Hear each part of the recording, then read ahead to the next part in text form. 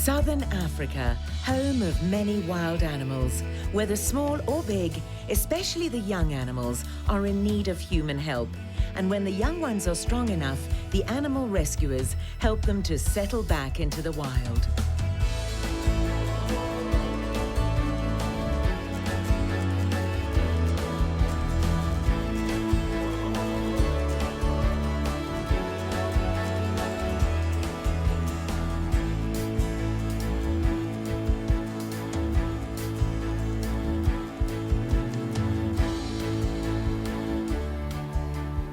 In this episode of Raising Wildlife, these 3 orphaned otters are due for release. Ushering them into the catch box could be a challenge. This tiny squirrel doesn't want to be treated like a baby anymore.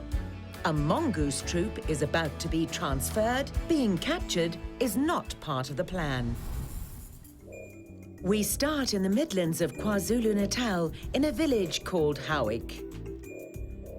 Tucked in the valleys of the region, we find FreeMe KZN, a rehabilitation centre for orphaned and abandoned wildlife.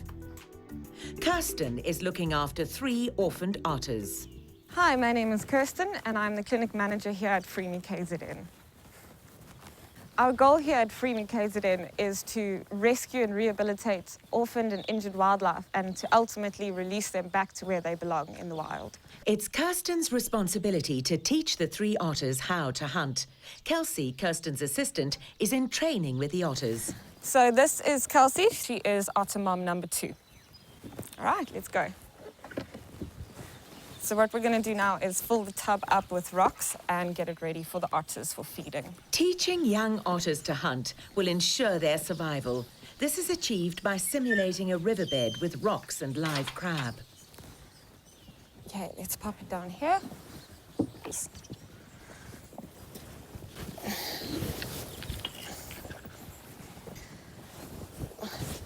This will help us a lot, will help them a lot with learning different skills and especially how to use their little fingers to actually find the crabs that they need to find. What it will also do is help them use their little whiskers to actually detect the vibrations in the pond, and that way they can locate the crabs. Most of the otters' hunting occurs in shallow waters, and this mock hunting site is ideal for their training. Do you want to give them a call?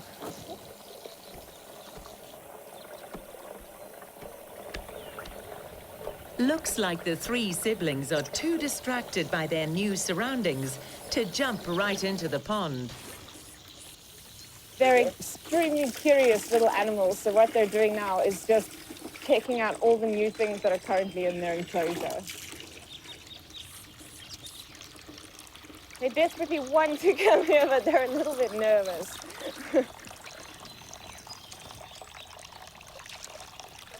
Whenever they're feeling scared or nervous, they usually dart straight into the water. So now that everyone's here, this is where they're safe. So they can come right up to you and check you out without feeling so stressed out.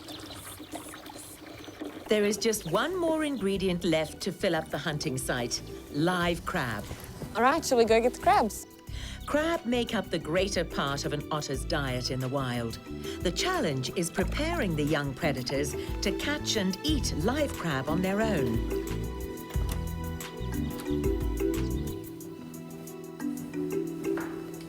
All right, time to catch some crabs. Would you like to go first?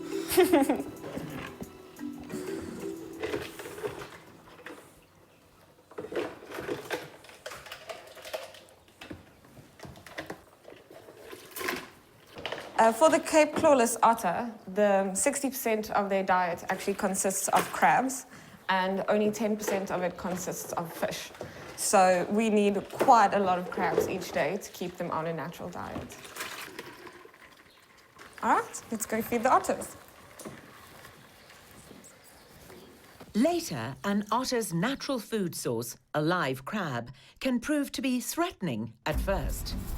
Now we travel to DIY Wildlife Rehabilitation Centre in Mpumalanga, a province of South Africa, which lies between Swaziland and Mozambique on the eastern side of South Africa. Here at DIY, wildlife finds safe refuge. I'm Greg Mitchell. I'm from DIY Wildlife Sanctuary in Badplaas, Mpumalanga. We do strictly wildlife rehabilitation. DIY is one of the busiest centres in the region. Being a rehab centre, we get things in and they go out basically on a weekly, monthly. So it depends. December, January, February are very busy times for us. We get in all kinds. At the moment, we have monkeys, baboons, porcupines. All creatures are welcome at DIY. We have our mongoose behind us. We're actually releasing a troop today, or moving a troop today to another game farm and then be released into the wild. Mitch is no stranger to rehabilitating mongooses. He already successfully released this troop. So we're putting food into the cages, we'll put the boxes in, get as many of them into the boxes as possible. They'll just walk in. We might have to catch one or two, but I doubt it. A mongoose needs open spaces, and keeping them confined may have consequences. Mitch and his helper ensure that each move towards capturing the mongooses is done with precision. If these rodents get out, he will never catch them again. Otherwise, they're going to go digging into that. The food in the boxes, as well as Mitch imitating their sounds, should help to lure them in safely and quickly. A mongoose can seriously injure you with one bite. This is also attributed to their agility, and they're well known for their ability to kill snakes. These little rodents are also immune to snake venom, which makes them effective against poisonous snakes.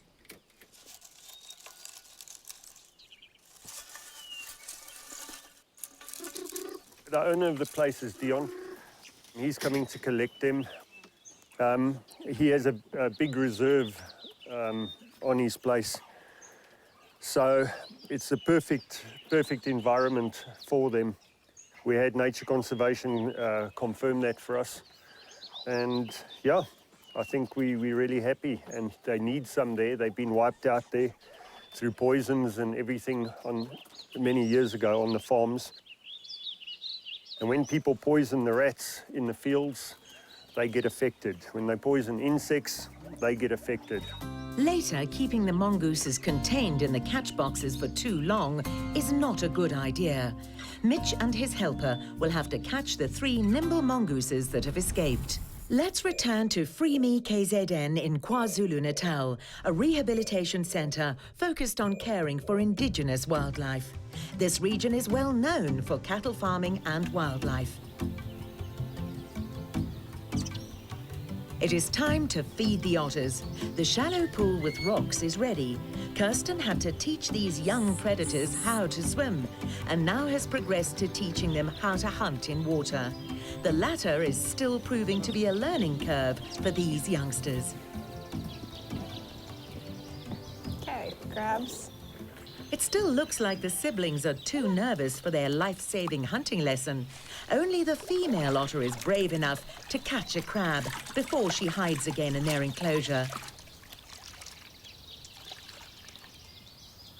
Kirsten tries to lure them back, and finally, all 3 otters join the hunt. Mature otters need to catch 100 grams of fish every hour to survive in the wild. Most species will hunt 3 to 5 hours a day, and nursing mothers up to 8 hours each day.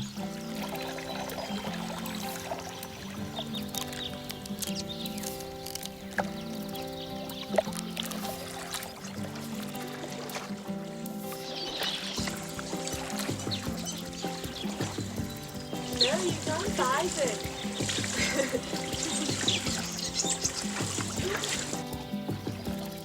Otters are active hunters, chasing prey in water as well as on land along the edges of rivers.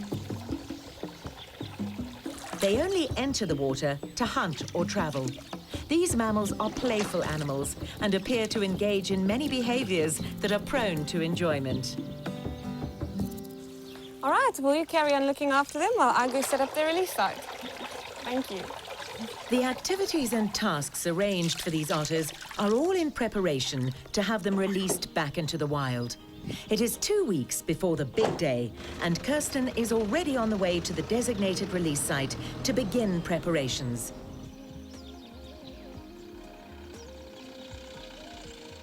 The chosen site is an ideal location to release the 3 pups. There is flowing water with much river life, and the surrounding area is lush. Wade, who also works at FreeMe KZN, is already on site to assist Kirsten with setting up the cage and cameras.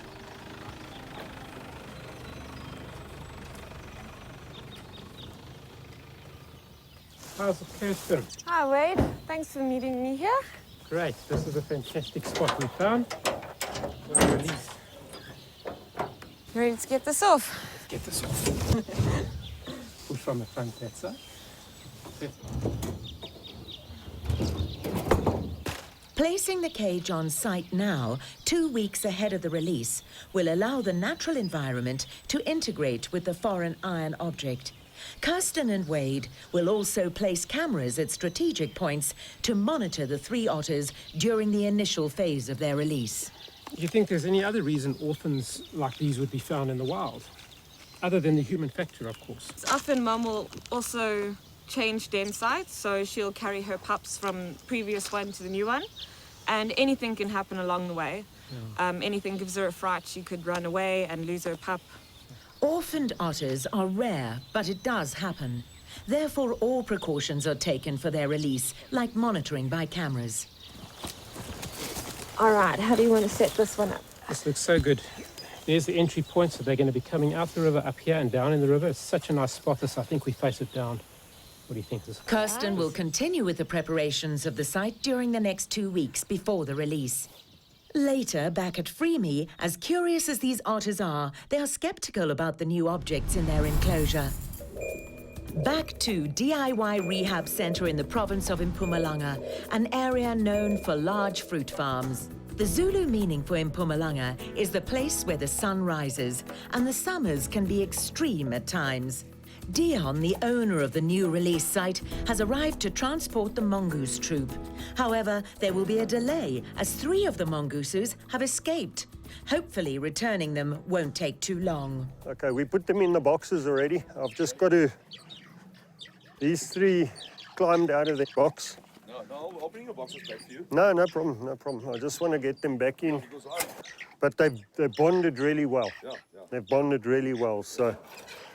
And what's nice is that when we put the other troop in, they can transfer between each other. The males and females transfer, so it's not an issue. So you'll see a female will move off pregnant with a male, and they'll start a new little colony somewhere, you know.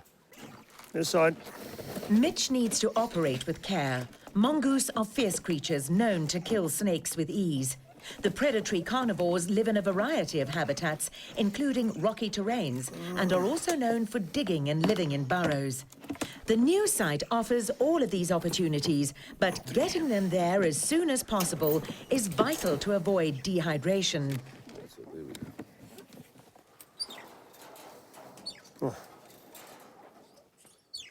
Dion, this one was probably fighting yesterday. It's not an issue. Okay, no that little piece of the tail will fall off and it'll heal by himself. If you want to medicate, it's fine, but normally... The mongoose troop is secured. Mitch and Dion must keep moving to avoid any delays on the way. Didn't put it against the seats facing because they scratched that leather to pieces. Awesome. Thank you. But later, the journey becomes a dangerous undertaking. Loud noises can be heard coming from the back. What has unsettled the mongoose troop?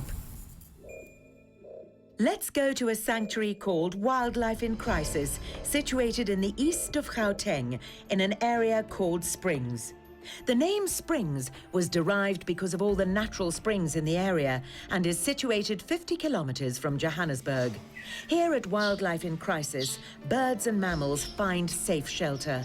Judy Davidson has recently rescued a 1-month-old squirrel from people keeping him as a pet.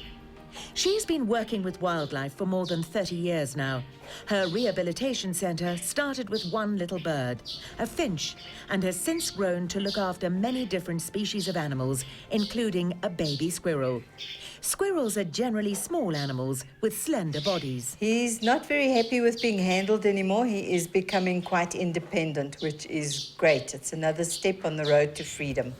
These rodents have large eyes and have excellent sight.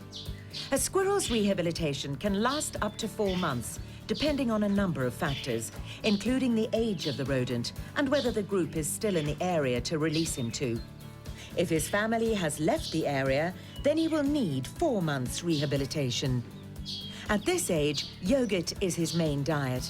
Later, foods rich in carbohydrates and protein will be his staple. He's about a month old now, and he's developed quite a set of teeth.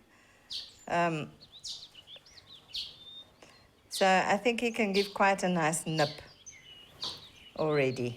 His incisors will keep growing throughout his life.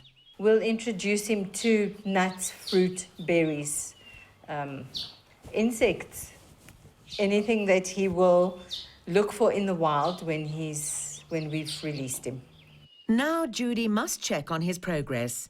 All right, it's time to weigh this little guy. I've got him in a box to prevent him from escaping. Much easier to weigh him on the scale. I have pre-weighed the box, so we can tell his weight.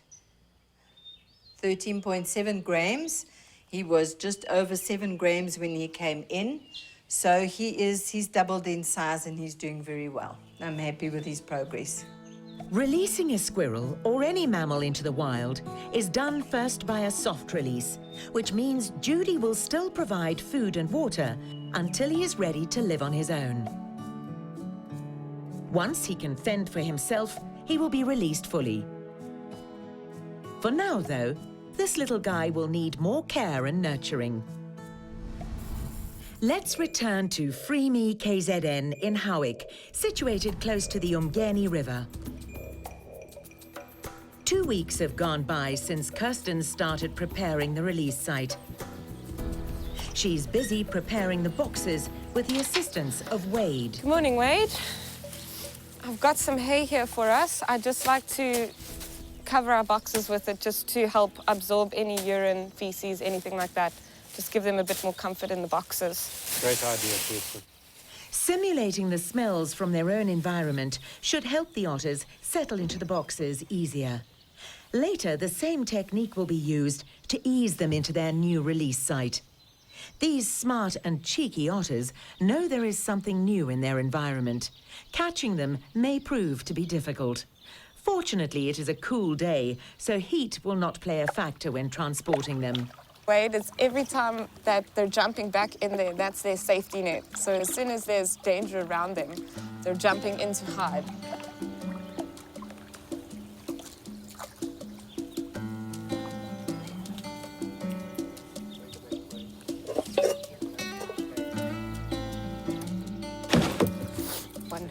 Two more to go.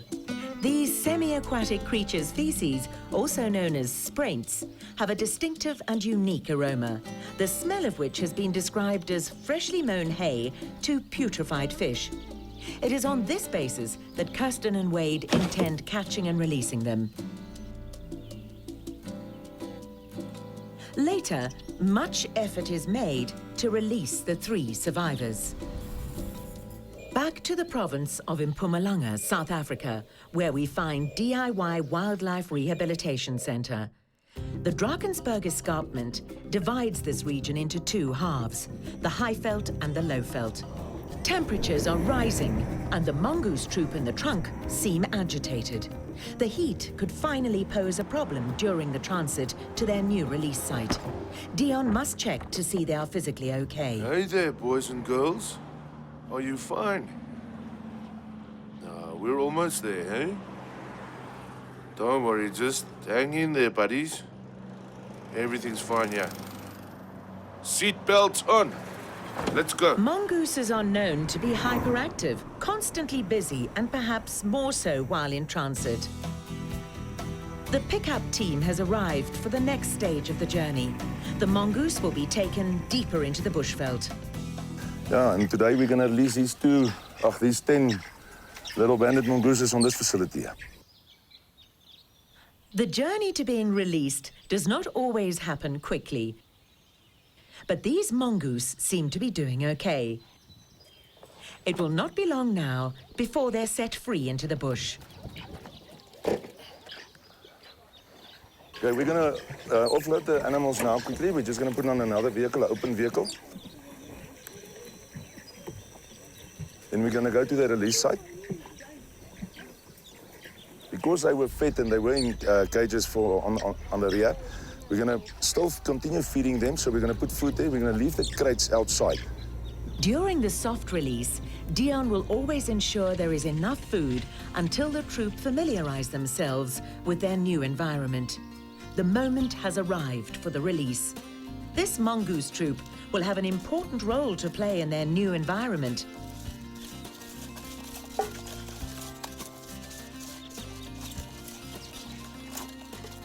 They will be taking care of other rodents and snakes in the area, and these guys love to explore, even if it's back at the vehicle.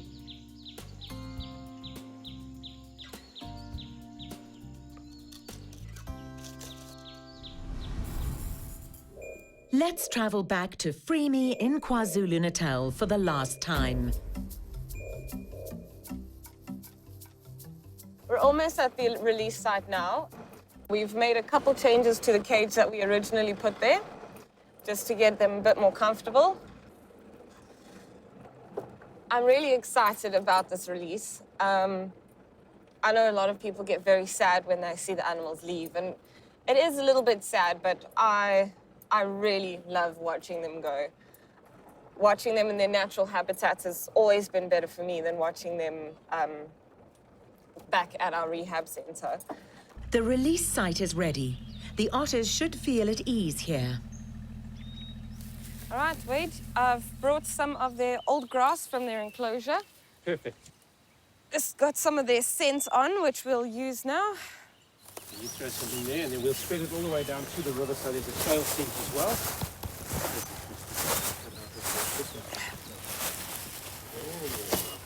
Placing their old hay will help the otters find their way to the riverbank. All right, I've got some fish here for Right. today. Explain to me what's going to happen with these now over the next month. All right, so what the plan is every night we're going to support feed them. Quite a big meal like this. That just makes sure that during the day they're hungry enough to go out, find their own food and hunt. But if they don't have any like that day, at least they're not going to sleep with empty bellies. They got a backup. Yeah. So we're going to carry this on for about a month. Obviously, we'll use the camera traps to see if they're eating, if they're still hanging around. If they are still hanging around, we will just lessen it to every second day, every third day, every fourth, and until we eventually stop it. Right. We're going to just do this every day. We're doing it a bit early today, but otherwise we'll be doing this at about 4 p.m. each night, just before bedtime. Right, Chad, let's offload these guys gently. We're going to just place them right at the edge of their release spot.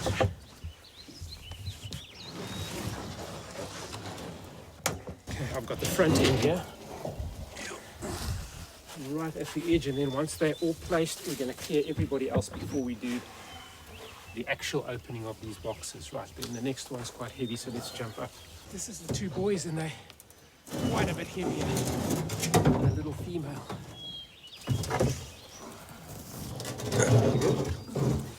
Okay, this one comes in right next to little Juliet. Like that.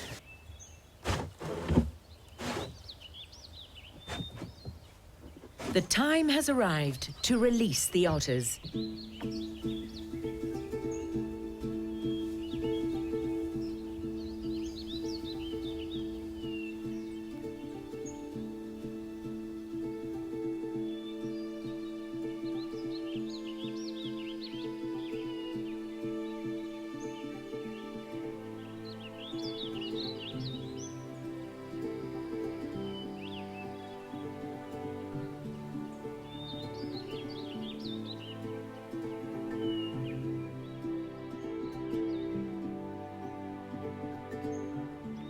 This new otter family will enjoy their new home.